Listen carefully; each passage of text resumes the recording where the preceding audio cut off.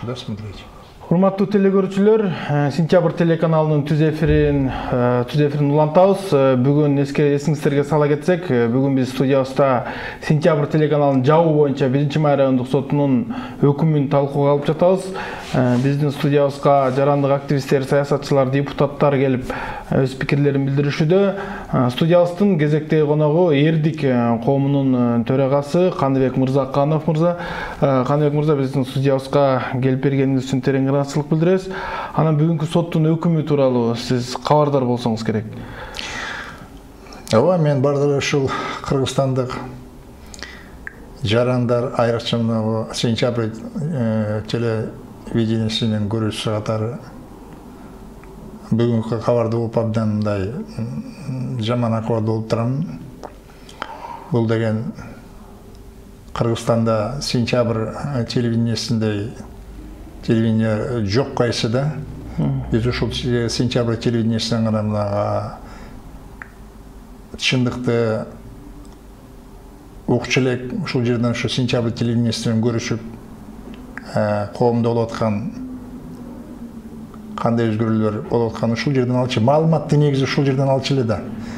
Ошондуктан эми мунун жанагы бүгүнкү чечимди угуп алып туруп айтып атабыз. Анда значит биз Кыргызстанда жана акыркы ушул мүмкүнчүлүктү бизден алып койгондон кийин бул дагы бир жолу мына Кыргызстанда жана демократияга сокку деп эсептейбиз да. Мен өзүм Ата Мекен партиясынын мүчөсү болгондуктан мен түшүнүп турам эмне үчүн мындай болуп атканын, себеби эмне экенин, эмне үчүн Сентябрь телеканалын жаап атканынчы. Бул дагы деле болсо ошо Өмүрбек Чиркеевичтин тегерегинде болуп аткан нерселер. Өмүрбек Чиркеевич жөн эле камап салбастан Өмүрбек Чиркеевичтин партиялаштары Өмүрбек Чиркеевичти колдогон мекендештерин оозун жабуу деп эсептелет да булчу. Бирок жаңылышат, бийликтегилер жаңылышат, айрыкча президент жаңылып жатат да. Азыр Сентябрь телеканалын жаап койсо эле ошол менен чындык бүтүп калат, эч ким укпай калат, эч ким сүйлөбөй калат деп ойлогону ал жаңылыштык деп ойлойм да. Бул убакыттар эле өтпөй эле, батыр өтөт. Ал эми Сентябрь телеканалын жаап калса, Сентябрь телеканалынын журналисттери унчукпай калбайт да. Башка жолдор табылат. Баары бир чындык элге жетип турат да. Бирок өкүнүчтүү нерсе бул. Мына бүгүнкү болуп аткан окуяларчы. Мына биз бүгүн кечке чейин райондор аралык сотунда болдук. Ал жерде Өмүрбек Чиркеевичтин кандидат болуп катталууга мүмкүнчүлүк бербей Борборлук шайлоо комиссиясынын акыркы чечими жанагы колтаңгалар туура эмес деп чечим чыгарып Өмүрбек Чиркеевичти ошо кандидат болуп каттоого каршы чечим чыкпадыбы? Ошого адвокаттар райондук аралык сотуна кайрылган болчу. Райондук сот карап берсин депчи, себеби теги Борборлук шайлоо комиссиянын чыгарган чечими туура эмес. Ал жерде 30 000 кол керек болсо 30 000ден ашык кол туура болуп атат. Бирок Борборлук шайлоо комиссиясынын акыркы амалы бул ошол чогулган колдор үчүн теги Өмүрбек Чиркеевичтин фонду түзүлгөн эмес, же болбосо акча төлөнгөн эмес, анан жанагы форматтар туура эмес, кагаздарын деген бир ар кандай бир мындай абдан адамды күлкү келип турган бир шылтоолор менен Өмүрбек Чиркеевич деп эле жанагы президенттикке шайлоого барууга каттоонун жолу болчу да. Биз муну жакшыраак билгенбиз. Мына бүгүн кайрылдык, бирок жолу чыкпай турат. Сиз ошо өткөндө ошо массалык маалымат каражаттарын угуп калдык. Сизге бир мамлекеттик сыйлык берилмей экен, сиз ошондон баш тартты депчи. Себеби эмне болду? Ал мамлекеттик сыйлык биздин биз жүргүзгөн иштерибиз боюнча болчу. Бул 16-жылы көрсөтүлгөн, бирок быйыл берилген болчу мамлекеттик сыйлык. Ал Кыргыз Республикасынын Арда грамотасы президенттин колунан берилүүчү. Мен баш тарткан себеби бул түшүнүктүү эле нерсе. Мен өзүмдүн партиянын лидери Өмүрбек Чиркеевич Текебаевдин мына азыркы камалбадыбы. Андан башка дагы Ата Мекен партиясынын мүчөлөрү Дүйшен Кылчотонов, Аида Салянова, Алманбет Шыкмаматов, Райкан Төлөгөнов, мына ушуларга кылмыш иштери ачылып отурбай, жасалма, жалган жала жабып, буларга да кылмыш иштерин ачып, ушул иштер жүргөн үчүн мен Ата Мекен партиясынын мүчө катары ошолор менен тилектештигимди билдирип, ал мамлекеттик сыйлыктан баш тартканмын. Мен партиялаштарым ушундай жалган жала жабылып жатса, мен билип турам, кайсы жерден мына президенттин буйругу менен болуп аткан иштер бардыгычы. Бул саясий заказ. Ошону билип туруп, мен кантип барып ошо президенттин колун кысып, президентке рахмат айтып, ошо мен мамлекеттик сыйлыкты алышым керек. Жок, мен андай ишке барбайм.